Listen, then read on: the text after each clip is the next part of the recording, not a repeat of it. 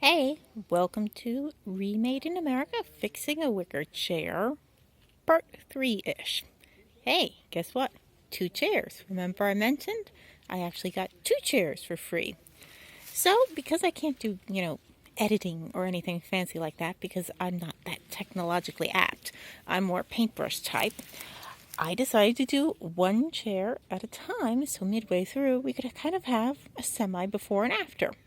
The white is the sad, damaged, newly cleaned and sanded down. Original, I would guess 1980s trying to be cool fern bar looking chair. The yellow is redone. As you can see down here, the chair legs are where I fixed it. If you note on the white one, there's string. I did the same thing with the yellow, and I tied it tight. I screwed the strut into place, and then I glued it, and then I painted it, and I'm going to clip the ends off the yellow string as my very last project.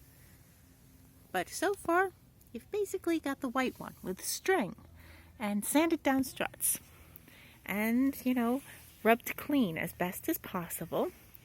Yes, the yellow is kind of banana cream. I know on the screen it probably looks kind of more Big Bird, but A, I like Big Bird, and B, it actually does look like banana cream.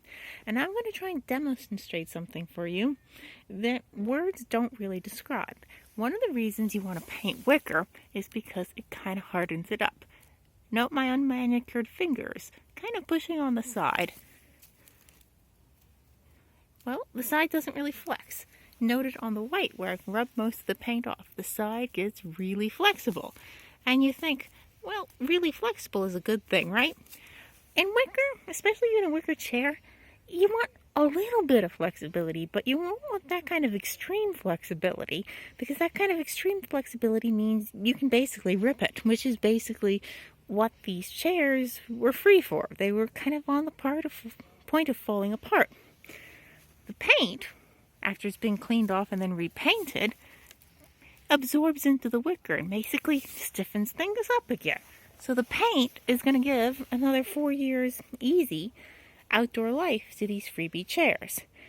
And yeah, the yellow is kind of lightly done because I only have the 1 can of paint. So I was aiming, because I have 2 chairs, to use less than half a can of paint on the first chair, use the rest on the other chair, and then if I have any paint left in the can, to go around the 2 chairs, which will then be mainly yellow, and touch it up. But so far, I'm kind of liking the yellow look. And I think when they're both in yellow, it's going to look good. So, don't be scared of painting wicker with a 1-inch paintbrush. It's not that hard. It's not that labor intensive. Just do it outside. And do it on what my father likes to call a good painting day. Basically, a good painting day is a day when the wind isn't blowing like the devil. It's the opposite of a good sailing day. You want a nice day out on a wood boat with a lot of canvas in the air? Pick a really windy day. You want a nice day to paint? Pick a day that's hot and still. Not because you're worried about the paint blowing off your brush, because you're not spray painting anyway, but you don't want dust to blow on to your wet paint and dry on the paint and make it kind of have the texture of sandpaper. You want a hot, still day to get a good, smooth paint finish. See you soon.